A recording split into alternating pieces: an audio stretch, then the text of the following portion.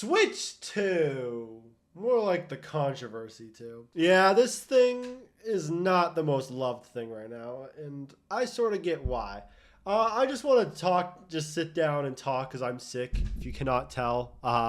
My voice is very raspy, and I might have to do some random cuts because I get sick. I just want to share my first week thoughts on this very expensive tablet here. You know, this tablet can do a lot of things. You can play games on it. You can play really expensive games on it. You could take a shit on it. Yeah, there are some cool stuff for it, but the prices sort of ruin it for a lot of people. Let me explain some things. So this comes for $50 or $500 if you get the Mario Kart bundle. Go for that if you're gonna get it. All right, just get that. All right, straight off the bat, if you're getting the Switch at launch, just get the Mario Kart bundle. Trust me, it's a $50 game or it's an $80 game. I can say that much. Like, just save the money anyway. Even if you think this game's worth $1 million, damn, you're getting the greatest deal of your life if you get it for $50. But yeah, if you're going for it, I just get the bundle. So the bundle exists. It has Mario Kart. It has Fortnite. Yes, Fortnite is now able to play at a better resolution than a melted Barbie doll's face after I stuck it in a toaster. Let's go. Let's hit the, wow, they didn't fuck it up shuffle. Yay. So yeah, this game actually runs at 60 FPS now, which is nice. Honestly, it is so much nicer. And I think it runs at around 1200p or so. I'm sure it has dynamic scaling because all consoles do that, but it does run, you know, decently well. You know, I played it on my big screen TV not too long ago, and it does look decent, honestly. Like, even looking out in the distance, like, it looks decent. Like, it doesn't look amazing, like 10 out of 10. Like, it doesn't look like Xbox Series X or PS5 Pro or RTX 5090 if you're the richest motherfucker ever. But it does look comparable, and honestly, for pretty much everyone, no one's really going to be complaining on how it looks, you know. It has good resolution, looks good, like the quality and everything like that, looks very nice. 60 FPS, a little disappointed that they couldn't push 120, especially since apparently it matches around Series S quality. I know it's not as powerful as a Series S necessarily, but with the NVIDIA upscaling, it's supposed to make it look better than, you know, Series S. So I don't know. Maybe there's something I don't know. Maybe it could give it at least 90 FPS, maybe. I don't know. The fact that we have 120 hertz and esports games aren't using that 120 hertz screen is a little disappointing. I know Mario Kart isn't 120. I don't think the Donkey Kong game is going to be. You know, I don't really know any 120 hertz games besides Welcome Tour. We'll get to Welcome Tour, I swear. But yeah, I do think this is a decent enough experience. I'm very happy with the upgrade. I think it looks way better, just way better performing. Like, I'm just going to say this right now. If you don't have the Switch 1 and you want to get a Switch, or like at all in general, you want to get into the Switch space, just go for the second one. You know, $150 more, you get a much better console, and it's also going to be supported a lot longer. You got basically all your Switch 1 games, besides Labo. Who the fuck cares about Labo? Yippee, I can play with Landfill. You know, if I wanted to, I could just go to the fucking dumps right down the street and, you know, play in that. Maybe fall in the trash compactor and die. I don't fucking know. But yeah, I would recommend that. If you already have the Switch 1 and you're fine enough with the performance, what is wrong with you if you do? Just kidding. Just kidding. I mean, if you're happy with it, so be it. But I do think the upgrade is very much noticeable, and very much, like, sort of worth it in a way. Performance, you know. And speaking of which, the console itself. Yeah, I like the screen. I think the screen does look very nice. It's not OLED, which I get it. You know, some people are upset about that. OLED does look pretty nice, but it is a very nice LCD. I mean, personally, I don't really have much complaints about it. I know technically it's like the bare minimum for HDR or whatever, but for most people that aren't really super technical and don't really have like $1,000 monitors, or hell, even a couple $100 like a little bit like mid-end monitors, like this works. Like, the colors look nice. 1080p on this tiny ass screen, you know, dick-sized screen. It looks very, very nice. And the fact that it's 1080, 120, I really want to see more 120 hertz. I know we got the Metroid game coming up, but I want to see more 120 hertz out of it because it is nice, you know. Whoa, I know it's 60 FPS, well, technically 30, but, you know, it scrolls nicely. Yay! I am such a big scroller fan, so I'm glad that they upgraded it for the scroller fans out there that like to scroll around in the main menu like that. Hey, me from the future. I just turned off all my lights. I forgot to mention this. The controllers, they're okay. Like, I'm not the biggest fan of the Joy-Cons to begin with. I'm not the Joy-Con defender of the world, but they feel all right in the hand. I don't really have the grip on me right now. It feels fine. I don't really like the tiny little grubby control sticks. Like, they're so tiny. Why are they so tiny? I also don't really like how it's really hard to reach that minus button. Like, this thing kind of blocks it. It's like really awkward to kind of hit.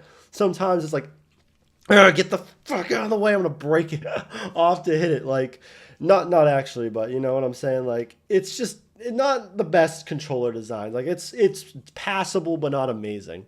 So yeah, I'm very happy that the performance is there so we can get bigger titles on something really small like this. You know, the Steam Deck exists, so I don't really think that's like direct competition. I don't know if they're really going head-to-head battling there, but you know, it's a good console, I think, for performance on the go, you know.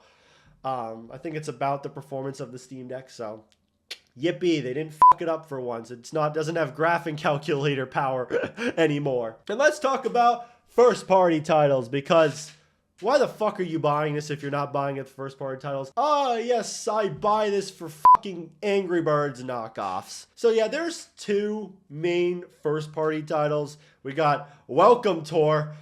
That's basically a sleep paralysis demon at this point. In Mario Kart World. Let's just bite the bullet right away. Welcome Tour. Ugh, scared me just even saying the name. So I bought it. I know, you can throw tomatoes at me all you want. Okay, I understand. All right, I would throw tomatoes at myself too. The main reason why I bought it is because I'm working on a dedicated video for it. But to give a gist, it's just so boring. Like, I'm pretty into the tech space, like, decent enough to where, like, I like, watch tech videos and stuff like that. It's just boring. The technical explanations are like, fun fact, there's magnets in the controllers and you can connect them. You can connect them upside down and do wacky shit with it. Whoa, you shouldn't do that though. Like, no shit. No shit, you could take off the controller. I think I opened up a game. I don't know what I opened up, but wow. No, I paid $10 to be able to open up a game. Whoa! But it's like, I don't know. I don't really, like, the slideshows are so boring. I'm like, I'm sorry. Like I said, I'm sick. But they're like, oh, like, honestly, if they had these presentations in class, I'd be sleeping. Like, I'd fall asleep in 5 seconds. They're pretty boring. Walking around the Joy-Cons and stuff, who cares? You walk around, collect stamps. Pretty boring, honestly. That's how you unlock the next area. You don't have to play any of the minigames or tech demos if you really like walking around on your stuff. But at that point, if you want to pay $10 to walk around on some Joy-Cons, just step on your own console at this point. Just do it. So yeah, not super impressed with Welcome Tour. The tech demos, they're fine. Like, they exist. Like, most of the tech demos are just like, the controllers can vibrate. They can vibrate softly and loudly. They're gonna also feel like a rubber ball. Whoa, you pay $10 for the Joy-Con to feel like a rubber ball? Now, granted, it does actually feel like a rubber ball is in there, but it's like, at that point, just go to the dollar store, buy a rubber ball, shove it up your ass and jiggle it. Be the better experience, honestly. So don't pay $10 for this shit. I don't recommend it. The minigames, they're boring as well. I don't really care for the minigames. Like, they're just so bland and basic. They lack any depth. Why Wii Sports was good to begin with is because, you know, it's 5 sports and, you know, they're not complex, but there's just enough depth to it. You know, they have all these special modes and all that stuff like that. You know, you can get really good at Wii Sports, boxing, golf, bowling, tennis. You can get good at all those sports. The Switch 2 Welcome Tour, you just like wiggle your mouse around and try to get a high score. Like that's boring. Measuring the stands, doing like this mini game where you have to measure the stand. You could just do that in real life. Just get a measuring tape. Just ask your friend to be like, hey, measure it at 45 degrees. Bet. Whoa, do I get a medal in real life? No, because those actually cost money. Go buy them yourself, okay, if you can buy Welcome Tour. So yeah, it does have charm, I will say. Like, the presentation, like, overall is nice. It looks cool. I kind of like the minimalistic colors. They have some little dialogues here and there that makes it feel more alive in a pretty dead world. Yay. But overall, it's just whatever, you know? Like, do I feel completely scammed out of my money? Yes. But, you know, it's certainly an experience. Like, I would not really recommend it. I don't know. Like, it's just the core principle that this should have been free. Like, sure, I can technically see where the $10 value might be, but like the fact that this is supposed to be like a pack-in thing just kind of ruins it for me. Like, I don't know why. Like, I was not gonna buy this unless I was gonna make videos about it, so yippee. But I'm not happy with my purchase, I'll say that much. And then there's got Mario Kart World. They probably the only reason why you really bought this console, let's be real. And it's a good game. I really do enjoy it, you know. It is very chaotic, I'll just say that much. Like, the item balancing is like double dash. Like, holy shit, it's like the average American marriage at this point. It's just so random and chaotic, you don't know where you're gonna end up. This game really hates when you're in first place. Like, you can have a nice comfortable lead on everyone's ass, and then you'll get fucked in the ass so hard that even if you're a male, you'll become pregnant. That's how bad you get fucked. Because I'll go from like first to 20th in 2 seconds because I'm fucking blue shell, and I don't get shit to avoid it. You know, it's just, it feels like double dash all over again. You know, the items don't punish you crazy amounts, but at the same time they kind of do, because like there's just so much going on where it's like, yeah, you kind of have to be sliding every time you get hit, otherwise we would never go anywhere. So yeah, just have fun with that if you really like chaotic item balancing. The maps themselves, they're pretty good for the most part. Yeah, they added some NES tracks back, like Koopa Troopa Beach. Like, they didn't do anything cool or interesting with it, which is very disappointing. The fact that it's $80 normally if you're not getting the bundle. Like, why are we paying for old 30-plus-year-old tracks that aren't really, nothing's really done with them? Like, it's a little disappointing. But for the most part, the tracks are good. But I just wish there was a little bit more tracks. I know this seems a bit greedy or whatever, but it's an $80 game, all right? Nintendo's been greedy first. They really should have had like 48 normal tracks. You know, there's technically like 30, I believe. Like, there's not even 32 because they technically have like remixed versions of like the city tracks or whatever. Like, there's not even 32 normal tracks, which is a little disappointing coming from Mario Kart 8 Deluxe, which if you buy that, I know it's a like 11-year-old game at the, or now, well, now it's 11 years old. At the time, it was like pretty old, so it's like, yeah, of course, more content should be less money.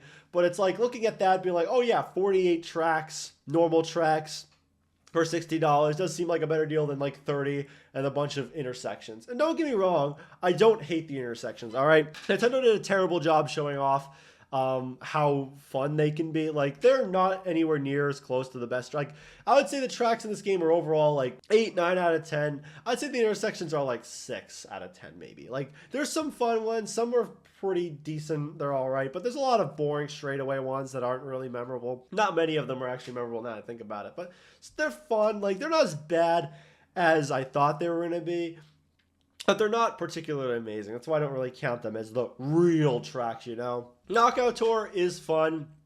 I really enjoyed it. It's a bit stressful for sure, because you don't never know if you're going to win or not. I'm enjoying it. I'm glad that there's a new game mode after so long. Like, new main game mode. Like, not just like extra battle mode stuff, which is cool when they did that for 8 Deluxe. But, you know, an official, like, real game mode, finally having like a new one is really cool. And I'm glad that, you know, they take advantage of the open world concept. And I think it really works best for Knockout Tour. Not really Grand Prix. I'm glad that they switch up the Grand Prix, sure. Why not? I'm down for changes. But especially for Knockout Tour, I do think that the interconnecting tracks just work a lot better for that. So I've been enjoying Knockout Tour. Personally, I'm still more of like the classic Mario Kart, like 3 tracks, just race around a random track 3 times. I'm fine with that. That's probably my favorite thing about Mario Kart. But I'm glad that, you know, they have more stuff there. Battle mode. They committed war crimes with that one. They cut out game modes for some reason. I don't know why. It's an $80 game, by the way. $80 normally. Why is there less content? Where's Bomb-On battle mode or whatever? Where's the Shine one? Where's the Renegade Roundup? Where's getting shot in the head as a game mode? Like, I don't know why they cut those game modes out. And the worst part is, they did a Mario Kart 8. Wii U.